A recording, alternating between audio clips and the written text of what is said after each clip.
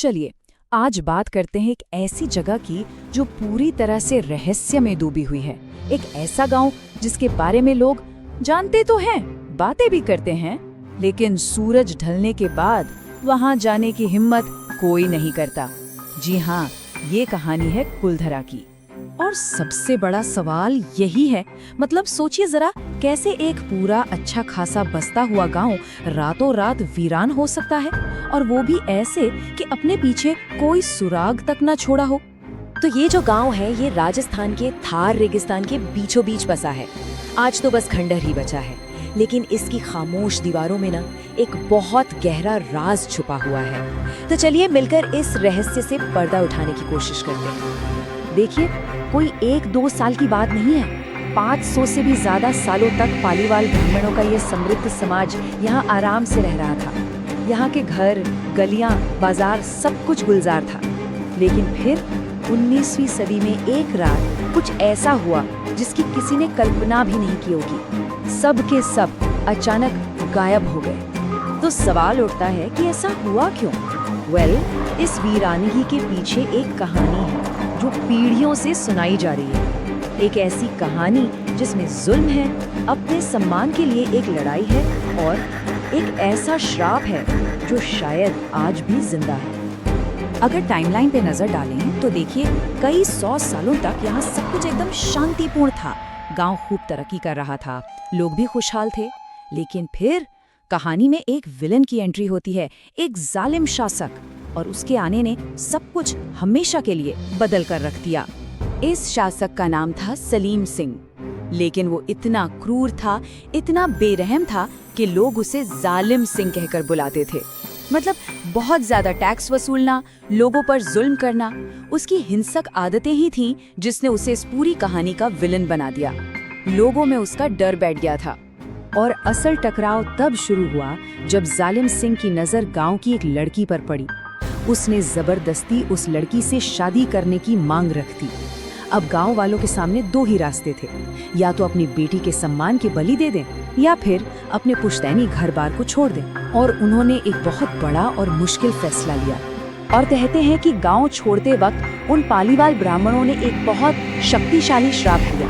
उन्होंने कहा कि आज के बाद इस जमीन पर, इन घरों में कोई भी दोबारा बस नहीं पाएगा।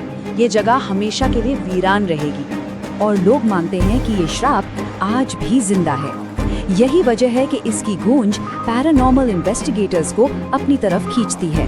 और यहीं से जन्म होता है उन डरावनी कहानियों का जो आज भी इन खंडहरों में गूंजती हैं। इस रहस्य की तह तक जाने के लिए ना कई लोगों ने मॉडर्न तरीकों का इस्तेमाल किया। साल 2010 में भारत के एक जाने माने पैरानॉर्मल इन्वेस्टिगेटर थे, गौरव तिवारी। वो अपनी टीम के साथ कुलधरा पहुंचे। उन्होंने तय किया कि वो यहाँ एक रात रुककर सच का पता लगाएंगे। और उस रात जो हुआ वो वाकई हैरान करने वाला था। उनकी टीम ने कई अजीबोगरीब और डरावने अनुभव रिपोर्ट किए, जैसे अचानक से किसी की आवाज या चीख सुनाई देना, खंडरों के बीच से परछाइयों का गुजरना, और तो और टीम के मेंबर्स को लगा कि किसी ने उनके कंधे पर हाथ रखा है, जबकि आसपास कोई भी नहीं था।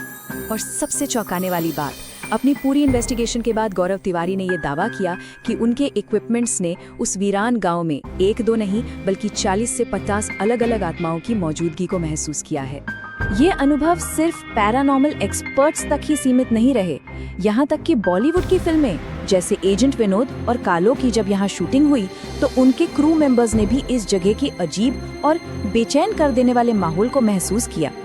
कई लोगों ने तो बुरे सपनों और अजीब अनुभवों की बात भी बताई। अच्छा, एक तरफ तो ये सारी डरावनी कहानियां और अनुभव हैं, लेकिन क्या इस रहस्य का कोई दूसरा पहलू भी हो सकता है? मतलब क्या हर चीज के पीछे कोई अलौकिक ताकत ही होती है? चलिए अब देखते हैं कि साइंस और जो लोग इन बातों पर यकीन नहीं करते वो क्या कहते हैं। तो देखिए, एक साइंटिफिक थ्योरी ये कहती है कि ये जो पूरा इलाका है ना, ये एक भूकंप संभावित क्षेत्र है। मतलब यहाँ भूकंप आते रहते हैं। तो हो सकता है कि बार बार आते भूकंप और साथ में पानी की कमी, इन्हीं वजहों से लोगों ने धीरे धीरे इस जगह को छोड़ दिया हो। तो अब हमारे सामने 2 बिल्कुल अलग अलग थ्योरी हैं। एक तरफ है वो श्राप वाली कहानी जिसमें एक जालिम शासक है और गांव वाले रातों रात गायब हो जाते हैं। और दूसरी तरफ है एक प्रैक्टिकल साइंटिफिक वजह जिसमें पानी की कमी और भूकंपों की बात की गई है। इसमें एक और एंगल भी है और वो है घोस्ट टूरिज्म का। कुछ लोगों का ये भी मानना है कि इन भूतिया कहानियों को जानबूझकर हवा दी जाती है, इन्हें बढ़ा चढ़ाकर सुनाया जाता है ताकि एडवेंचर और रोमांच के शौकीन टूरिस्ट यहाँ आएं। और जो लोग इस श्राप की कहानी पर शक करते हैं उनके पास भी अपने काफी मजबूत तर्क हैं। पहली बात, कई यूट्यूबर्स और ब्लॉगर्स ने यहाँ रात बिताई है और उन्हें कोई भी पैरानॉर्मल अनुभव नहीं हुआ।